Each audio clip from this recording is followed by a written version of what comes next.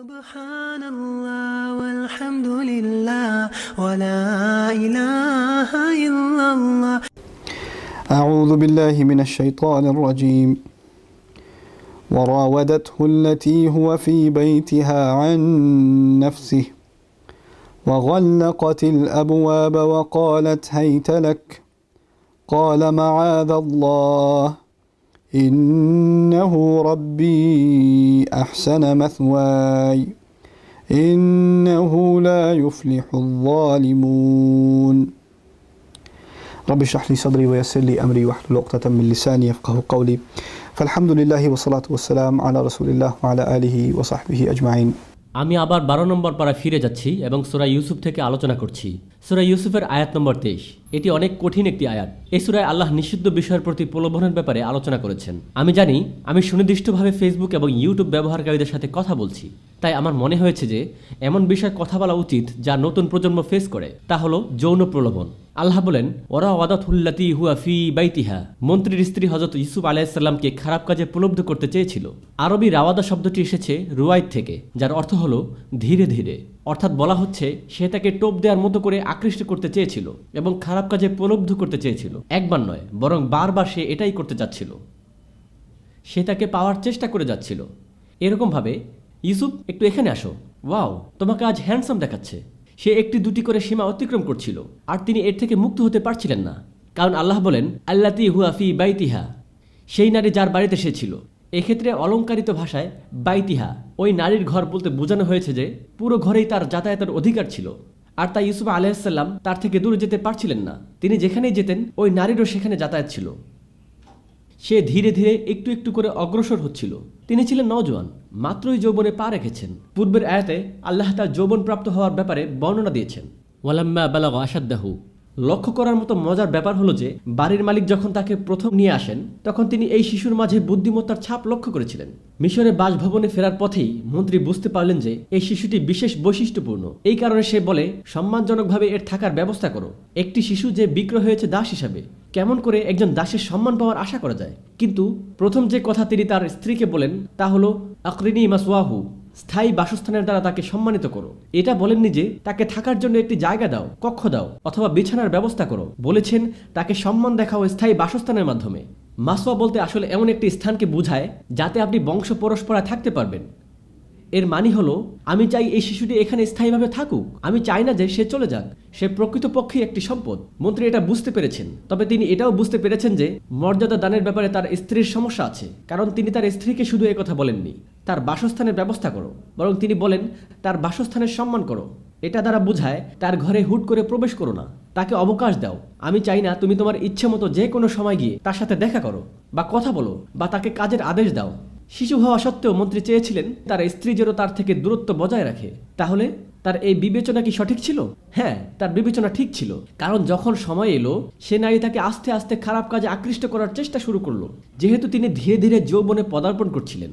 আরেকটা ব্যাপার হলো, রাউদা শব্দটি এসেছে আরাদা থেকে, যার অর্থ ইচ্ছা, মনোবাসনা। সে অর্থে রাউদা মানে হলো আপনার মনে যে বাসনা আছে তা অন্যের মনেও জাগ্রত করার চেষ্টা করা। তাই সে চাইছিল ইউসুফ আলাইহিস সালামের যেন তার মতো একই ইচ্ছা পোষণ করে। এটা স্বাভাবিক।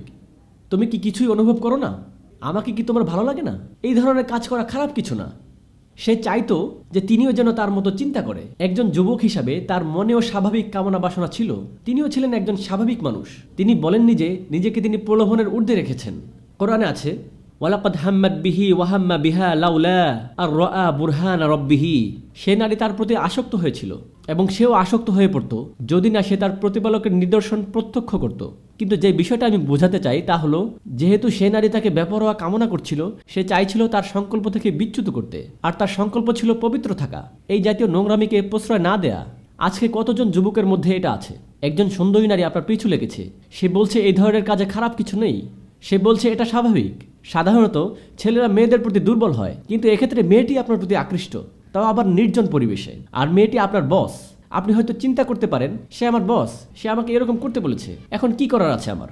সকল অজুহাত তৈরি, দরজাগুলো সব বন্ধ। গল্লাকতিল আবওয়াব। মহিলাটি শুধু একটি দরজাই বন্ধ করেনি, সে অনেকগুলো দরজা বন্ধ করেছিল, আর প্রত্যেকটি দরজাই একাধিক খিল দিয়ে আটকানো ছিল। সুতরাং পরিবেশটা সম্পূর্ণ নির্জন, কেউ বুঝতেও পারবে না। আর যখন মহিলাটি বলল, হাই তালাক, এদিকে আসো, আর হাইতা শব্দটি যৌন আহ্বান অর্থে ব্যবহার হয়, স্বাভাবিক অর্থে এটা ব্যবহার হয় না। এর অর্থ জলদি করো এবং এখানে আসো।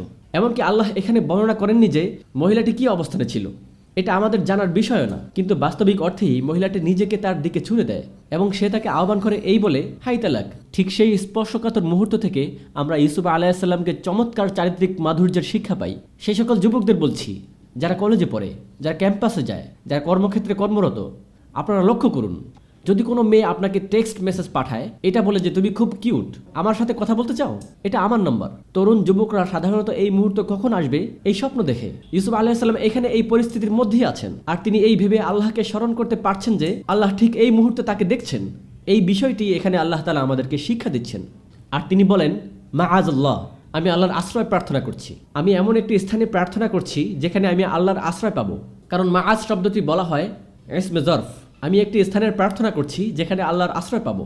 ইন্নাহু রব্বি আহসানা মাসওয়া, আমার প্রভু আমার উত্তম রক্ষণাবেক্ষণ করেছেন, তিনি আসলে আমাকে উত্তম বাসস্থান দান করেছেন। এখানে ইউসুফ আলাইহিসসালামের প্রভু হিসাবে আল্লাহকে বুঝিয়েছেন।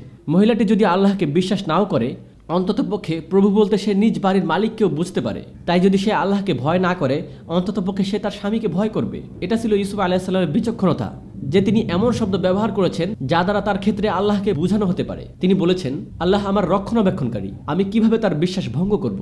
আর সে নারী শুনল আমার মালিক, যার মাধ্যমে সে আল্লাহর কথা নাও ভাবতে পারে, তার স্বামীর কথাও ভাবতে পারে। তাই যদি আল্লাহকে ভয় নাও পায়, এই কাজ করার আগে অন্তত এটা ভাবো যে তোমার একজন স্বামী আছে।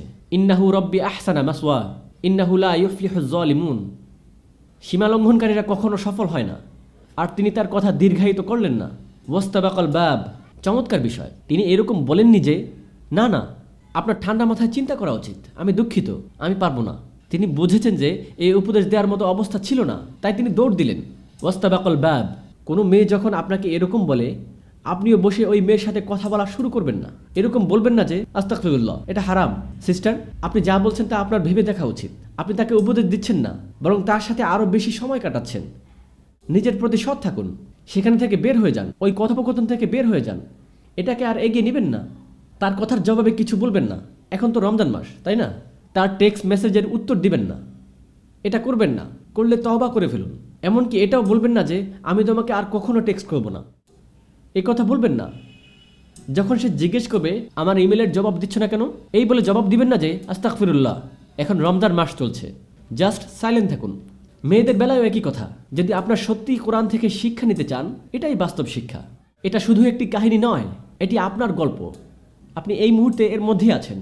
আপনি যদি এই ধরনের কাজে জড়িত থাকেন আর কোরআনের এই আয়াতও আপনি শুনেছেন, তাহলে আল্লাহ আমাকে এবং আপনাকে শেষ বিচারের দিন জিজ্ঞেস করবেন, এই আয়াত যা তুমি শুনেছিলে, তুমি কি ভেবেছিলে যে এটা শুধুমাত্র গল্প ছিল? এগুলো কি তোমার জন্য শিক্ষা ছিল না? ফিহি যিকরুকুম, আল্লাহ বলছেন এগুলো আপনার সাথেও সম্পর্কিত। প্রকৃতপক্ষে এটা আপনারই গল্প, এটা আপনার জন্য উপদেশ। সুতরাং এটা ভাববেন না যে এটা একটা গল্প মাত্র। ভাববেন না যে এর সাথে আপনার প্রেমের কোনো সম্পর্ক নেই। সম্পর্ক আছে, অনেক বেশি সম্পর্ক আছে। এটা দুর্ঘটনাবশত কোরআনে বর্ণনা করা হয়নি, এটা সর্বকালের সমস্যা। আর যদি আপনি এতে আক্রান্ত হন, আমি দোয়া করি ইউসুফ আলাইহিসসালামের কাহিনী ও তার শিক্ষা যেন আপনাকে আপনার জীবন ও করণীয় সম্পর্কে ভাবনার অবকাশ দেয়। আপনি নামাজ পড়েন, রোজা রাখেন, আবার আপনার একজন গার্লফ্রেন্ডও আছে। থাকা উচিত নয়। আপনাকে অবশ্যই বুঝতে হবে যে এটা কোনো ছোট গুনাহ নয়।